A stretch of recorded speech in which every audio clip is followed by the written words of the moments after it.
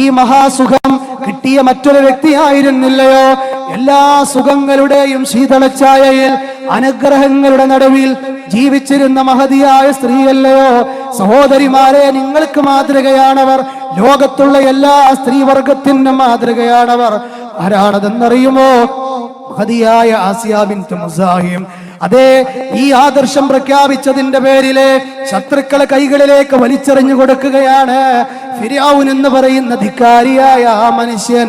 പക്ഷേ മഹതിയായ ആസ്യയുടെ ജനനേന്ദ്രിയങ്ങളിലൂടെ വലിയ കുന്തങ്ങൾ ഇങ്ങനെ കയറ്റുമ്പോ ആകാശത്തിന്റെ വിരിമാറിലേക്ക് നോക്കിയപ്പോ ആസിയ ബിൻത് മുസാഹിം കണ്ടതെന്താണെന്നറിയുമോ?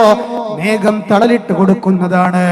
അപ്പോഴാണ് അവർക്ക് മനസ്സിലായത്, എന്റെ കൂടെ ആരുമില്ലെങ്കിലും, എന്റെ ഭർത്താവുമില്ലെങ്കിലും, എന്നെ അനുഭവിച്ച എന്റെ ഭർത്താവ് പോലുമില്ലെങ്കിലും എന്റെ റബ്ബ് എന്റെ കൂടെയുണ്ടെന്ന് പറഞ്ഞ് അവിടെ വെച്ചുകൊണ്ട് ആസ്യ പ്രാർത്ഥിച്ചത് എന്താണ്?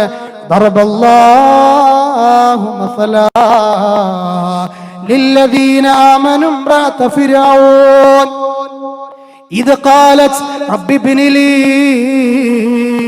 عندك بيتا في الجنة ونجني من فرعون وعمله ونجني من القوم الظالمين.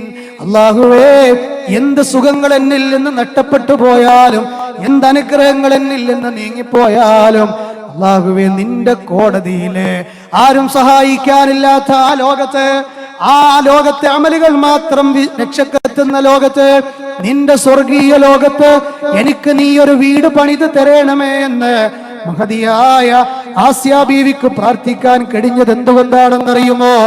ആ തൗഹീദ് നെഞ്ചിലേറ്റിയത് കൊണ്ടാണ്.